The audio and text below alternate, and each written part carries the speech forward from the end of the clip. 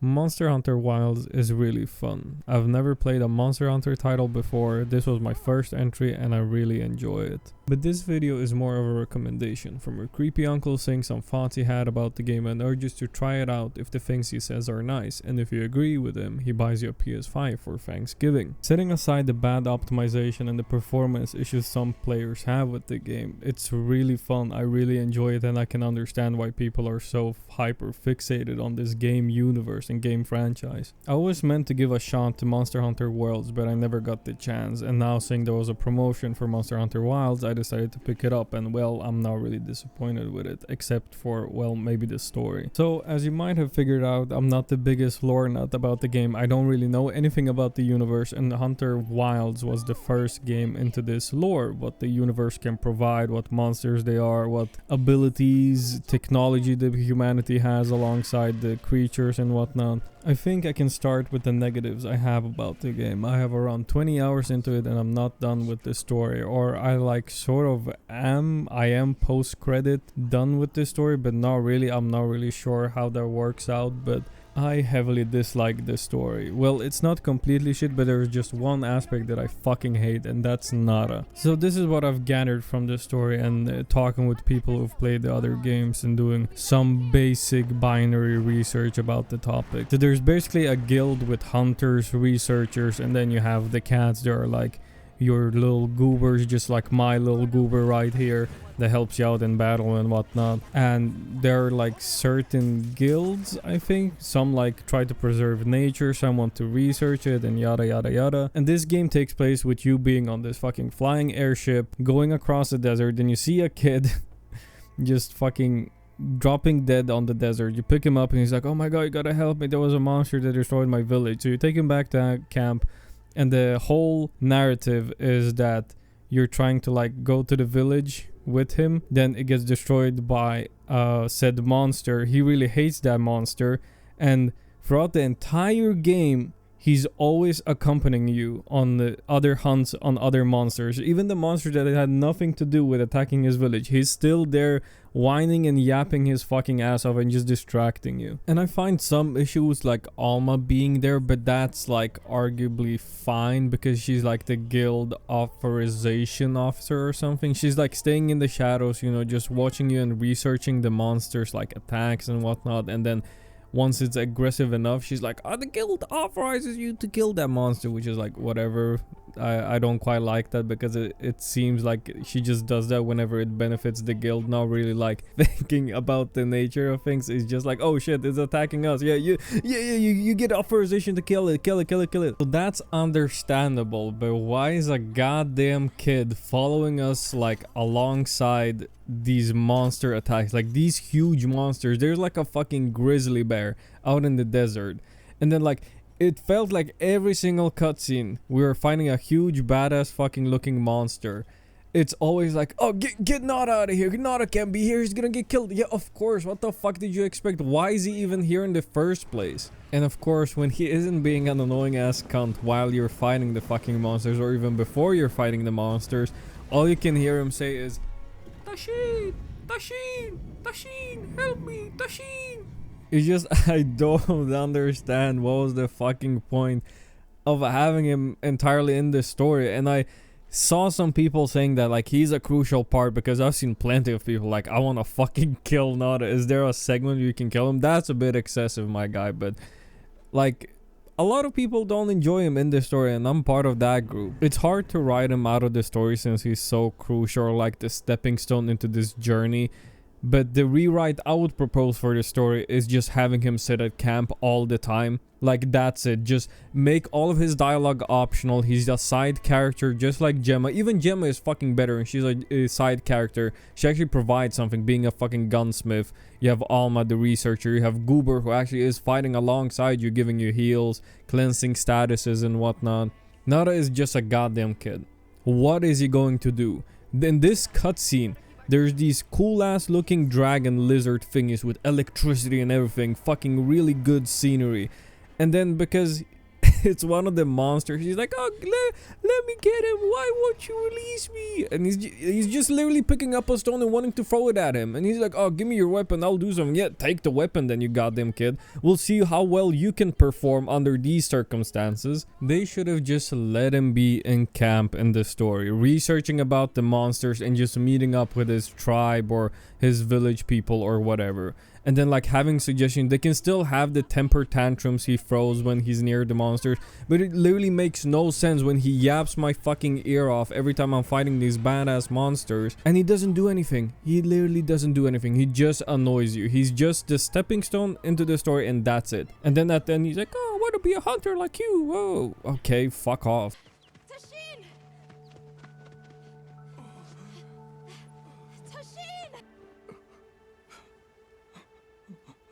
I think you can tell by the voice how annoyed I am at this character. But it's not to say that the story is completely dogshit. It's not great, but I would say it's fine. There's still nice characters. There's like Gemma, you have Alma. I didn't like her at first, but I started to enjoy her as the story progressed. You have Olivia, that's a badass because she's actually there helping you, and she's just a hunter. She's just, alright, let's find this monster and then just slay him. She's not like riding alongside with you and then just hiding in the shadows like, oh, we authorize you to kill this monster, so I'm gonna skedaddle now. No, she's actually there and helping you, and it's really cool. The honorable mention is the old guy who's just grumpy for the sake of it. Like, he just doesn't care. He couldn't care less. Like, he's like, yeah, alright, yeah, we'll do whatever you want. Yeah, top tier character. And some other bad qualities about the game is, of course, the optimization. I mean, it's sitting currently at mixed on Steam because everyone is just having such a hard time. Me personally, I'm having great performance, so that means that the game runs well, and it means that everybody should just get a new computer. I think we're pushing the limits on this game, so I think it's time for you to upgrade your PC. One gameplay thing I don't like, especially in this story, is the following companions. It gets boring really quickly. You don't get anything of value. They're just like, oh, look at that geyser, or look at that fucking mountain, or look at that waterfall. I'm like, yes, I see it. I see the beautiful world you've created. I want to see that myself. I don't want to be led by the fucking companions or the narrator or whoever.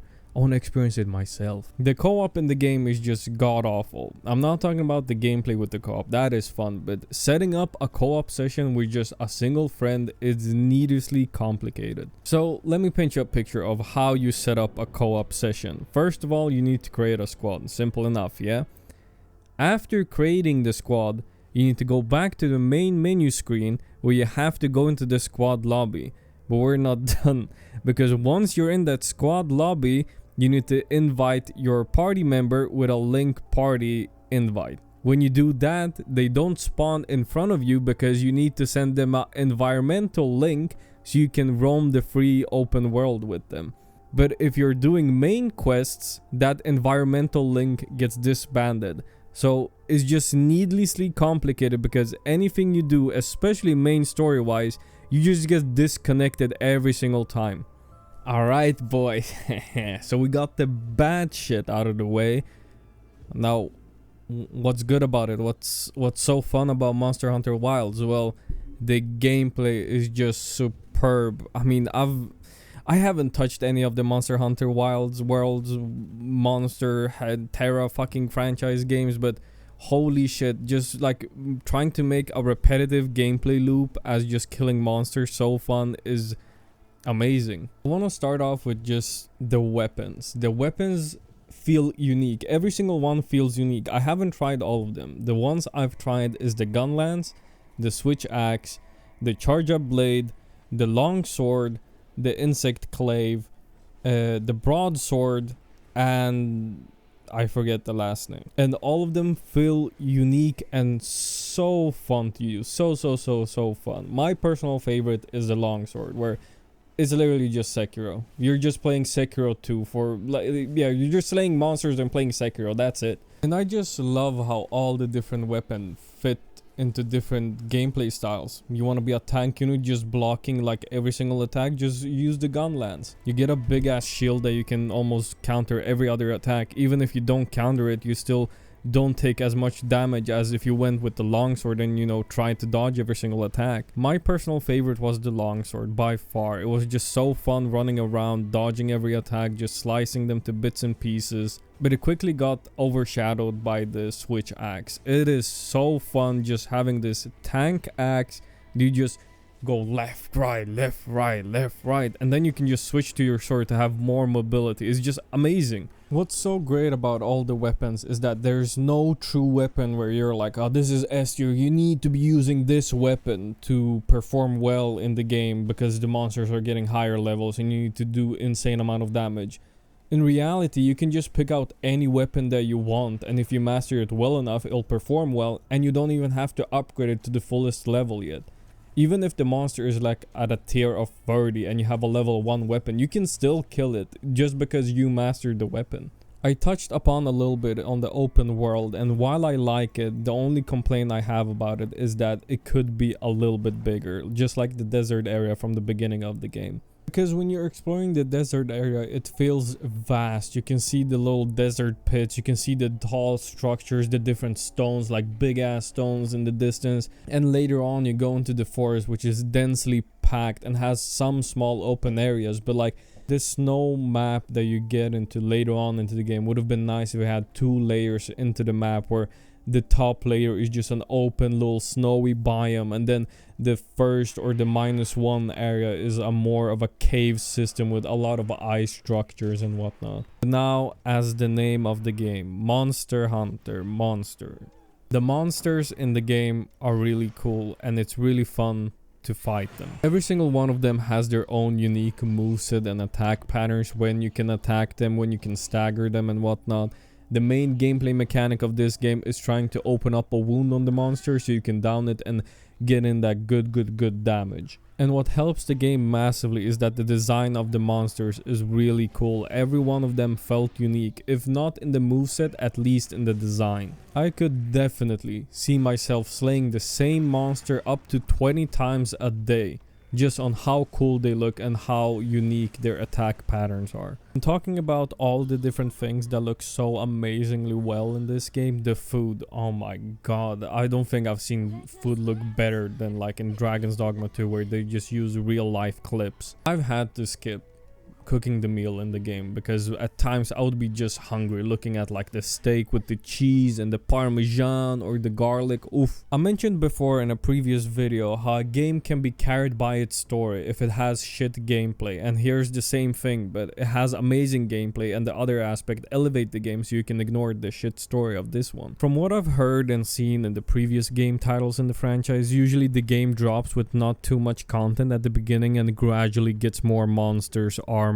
and whatnot. While playing, there has been a released update bringing 2 to 3 new monsters, some new armors, and a grand hub for all the hunters to gather and jerk each other off, I guess. Do I recommend the game after pouring 30 hours into it, and should you pick it up for 70 bucks? This is going to be probably my biggest doubtful yes ever. Do I think you should pick it up right now? No, because they haven't really addressed the performance issues yet, and depending on your hardware you might have an amazing time or a hard time. Content wise, there's still a much I haven't experienced, having 30 hours, so I think there's gonna be more, and in the coming months they're most likely going to add even more monsters and armors to look out for. If you're like me and was interested in a game that you can play while listening to music or just enjoying YouTube videos on the side, or when you're talking to someone and don't have to perform too much brain activity while doing so, then this is the perfect game for you. I am really glad I got into this game because I really love the grind set of slaying monsters, gaining the resources to make my hunter look more badass, or having more damage on my weapons. So yeah, I think that's all I have to say about Monster Hunter Wilds. I think it's a really simple game and there isn't too much to dive deep into other than the weapons, like the different game mechanics, but I can't be bothered. This video is a little bit more experimental to me, as I'm trying to like just give a recommendation of a game I'm currently playing, not doing too much research, just doing base research to like not get anything wrong in the story or the gameplay or whatever. It's a more of a time save for me because essentially I just yap about the game and don't have to read from words, have to redo shoots or whatever. It's just me talking about a game. I don't know how well this is going to do, but I'm planning on doing a video like this at least once every 1 to 2 weeks, something like that. The next video should be maybe on Kingdom Come 2, because I've wasted a lot of time on that game and I still haven't finished it, and I've already written up some points I would want to talk about. But if the Kingdom Come video doesn't come, I think the next video should be a big one of the God of War Ragnarok Part 1 that I'm currently working on. So again, thank you for watching. If this is your first video on my channel that you're experiencing, hello. Yes, I am bad at making videos and having a time schedule, but thank you all again for watching. Take care, and here's a meme. My brother's making money. I said, oh my geez Louise! I heard he's making money, so I said, pass the cheese!